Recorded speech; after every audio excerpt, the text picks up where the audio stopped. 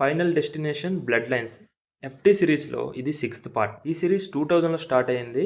3 years gap ఇచ్చుకుంటూ ఒక్కొక్క part release చేశారు. 2011లో పార్ట్ 5 రిలీజ్ అయింది. నేను అది మాత్రమే చూశాను.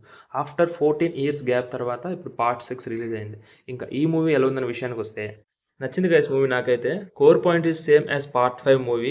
అందులో ఎలా చనిపోతుంటారో ఇందులో కూడా వస్తువుల కదలికల వల్ల ఒక ఫ్యామిలీ చనిపోతూ ఉంటుంది. మూవీలో ఉన్న ప్రతి ఒక్కరు చస్తూ ఉంటారు, ఇది మాత్రం పక్క. ఫైనల్ డెస్టినేషన్ అని పెట్టడానికి రీజన్ అదే. ఎంత కొత్తగా చంపుతున్నారు, ఎంత కొత్తగా చంపడం చూపిస్తున్నారు అనేది స్టోరీ. లైట్ హార్టెడ్ పర్సన్స్ అయితే ఈ మూవీకి వెళ్ళకపోవడం మంచిది. 2-3 సీన్స్ దగ్గర నేనే కళ్ళు మూసుకున్నాను ఆ కిల్లింగ్స్ చూడలేక. సో చిన్నపిల్లలు కూడా కొంచెం చూడకపోతే మంచిది నాకు తెలిసి. మూవీ స్టార్ట్ అయిన 20 to 30 మినిట్స్ స్టోరీ అయితే మిస్ అవ్వకూడదు. అది మాత్రం ఇంట్రెస్ట్గా చూడాలి. రెస్ట్ ఆఫ్ ద మూవీ మొత్తం ఆ 30 మినిట్స్ మీద బేస్ అయి ఉంటుంది.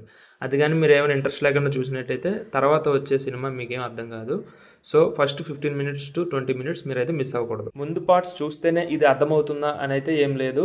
Core point is same but story is different. Final destination series fans ఎవరైతే ఉంటారో వాళ్ళైతే మస్త్ ఎంజాయ్ చేస్తారు ఈ మూవీని. నాకైతే మూవీ కంప్లీట్ అయిన తర్వాత పార్ట్ 5 మాత్రమే చూశాను కదా, ముందు వచ్చిన 4 పార్ట్లు కూడా చూడాలని ఇంట్రెస్ట్ అయితే కలిగింది. ఈ మూవీ ఇంపాక్ట్ మనపై ఎంతలా ఉంటుందంటే, మూవీ చూసి వచ్చిన తర్వాత కూడా మన ఇంట్లో మనం ఉంటున్నప్పుడు ఇలానే మనం చనిపోతామేమో అన్న ఫీలింగ్ కూడా కలుగుతుంది. కొందరికి అయితే కంపల్సరీ కలుగుతుంది.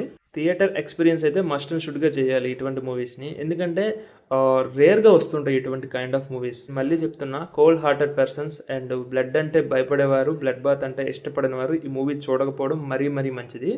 And that's it for the review of Final Destination Bloodlines. We will meet you in the next one. Thank you.